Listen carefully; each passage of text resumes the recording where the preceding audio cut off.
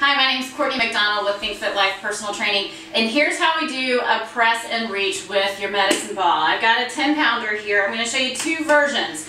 All right, let's say the knees maybe are giving you some trouble, maybe the lower back, not feeling so great today. Here's how I want you to do a press and reach. Starting with the ball above the head, bringing it down the front of the body, right to the knees, right back up. All right, I'm going to show you what that looks like from the side. Again, I bring the ball up, down to the knees. I'm sticking my rear end out instead of bending my knees.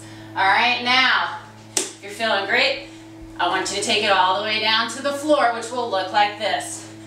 Bam, sumo squat. Tap the floor with the ball. From the side, looks like this. From the top, bring it down, bam. Keep your head up.